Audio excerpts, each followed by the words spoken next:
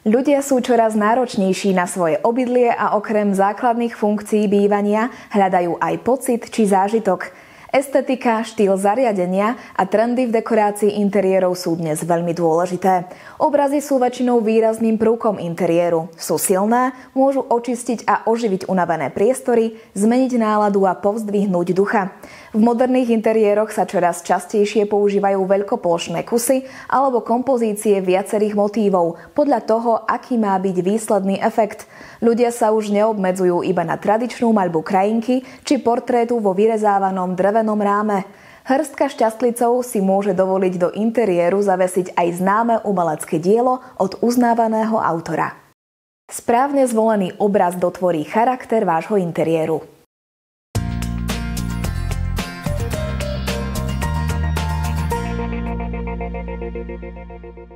Výber obrazu a jeho charakter.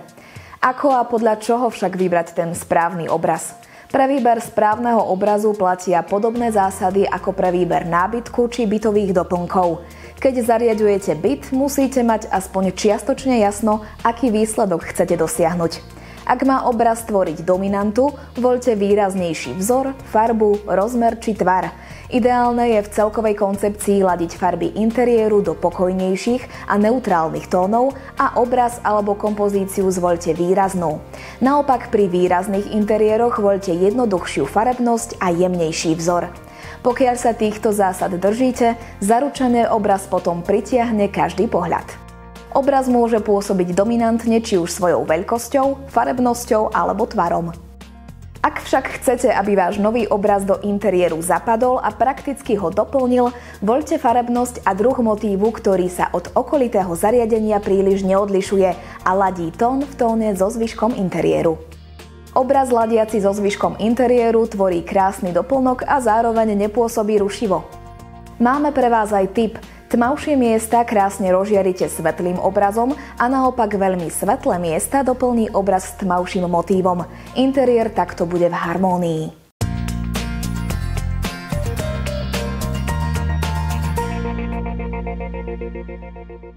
Veľkosť obrazu je dôležitý faktor úzko súvisiaci s veľkosťou a charakterom plochy, kam chceme obraz umiestniť. Pri výbere veľkosti nám môže pomôcť jednoduchý výpočet. Pri práci s prázdnou stenou je všeobecným pravidlom vybrať taký obraz, ktorý vyplní priestor 3 osmín prázdnej šírky steny. To znamená, že jeho dokonalú veľkosť určíme nasledovným vynásobením. Šírka steny krát 0,37.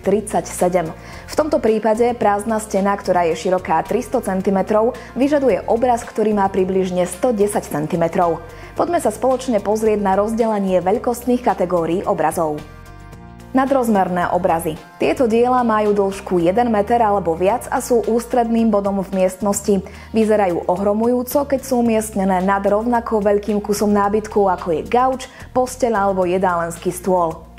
Veľké obrazy. Dĺžka rámu takýchto diel je od 80 do 100 cm a sú fantastickou ozdobou umiestnenou niekde na povrchu skrinky alebo môžu byť kľúčovým kúskom na rušnej stene. Stredné obrazy. Dĺžka je 60 až 80 cm, pričom táto dĺžka je azda najuniverzálnejšou veľkosťou.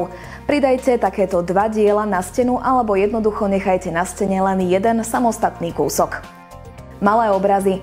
Rámy diel sú zvyčajne 45 až 60 cm dlhé a sú ideálne na tzv. Zoskupovanie. Napríklad, ak sa rozhodnete dať svojej stene určitý štýl. Odporúča sa kombinovať 2 až 6 malých umeleckých diel na stenu, aby ste dosiahli dynamický efekt. Mini obrazy. Mini diela majú veľkosť od 25 do 45 cm a vyzerajú najlepšie, ak sú zoskupené. Veľkolepé interiéry si zaslúžia diela väčších rozmerov. Do menších a veselších interiérov sú ideálne menšie obrazy vo viacerých kusoch. Stredne veľké obrazy pôsobia príjemne v sériách. Na tomto obrázku si môžeme všimnúť, že aj napriek jednoduchému vzoru a farebnosti môže obraz pôsobiť dominantne. V zásade platí, čím väčšia a vzdušnejšia miestnosť, tým väčší obraz sa do priestoru hodí a naopak.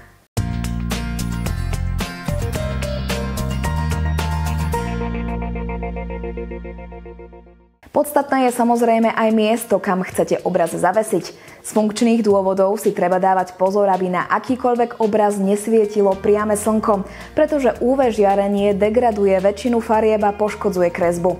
Predovšetkým, ak ide o umelecké diela. Samozrejme, že na dosiahnutie správnej atmosféry obrazu je dôležité aj správne umiestnenie v interiéri. Tip pre vás: každý obraz najlepšie vynikne na jednofarebnom podklade bez vzoru. Obraz aj napriek svojmu jednoduchému vzhľadu vynikne na jednoliatom podklade oveľa viac ako na vzorovanej tapete.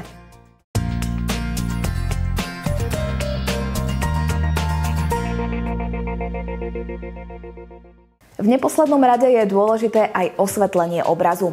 Predovšetkým, keď sa nachádza na tmavšom mieste. Osvetlenie obrazu umelým svetlom môže pôsobivo doplniť atmosféru priestoru. Či už sa bude jednať o bodový reflektor alebo pásové svietidlo, treba citlivo voliť spôsob ich použitia. Vhodne zvolené svietidlo v správnej intenzite nijak obraz nepoškodí. Pri hodnotnejších dielach odporúčame nasvietenie obrazu zveriť do rúk odborníkov.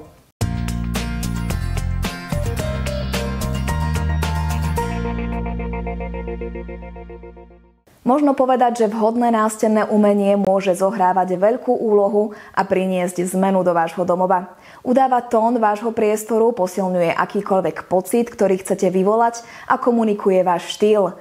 Či už si vyberiete historické umelecké dielo, olejomaľbu, akvarel, tlačené plátno či fotografiu v ráme, svojmu interiéru dodáte osobitný charakter a teplo domova. Veríme, že sme vás potešili radami a tipmi a že sme vaše rozhodovanie zjednodušili. V prípade, že nechcete premeškať naše ďalšie vlogy, prihláste sa na odber nášho kanála.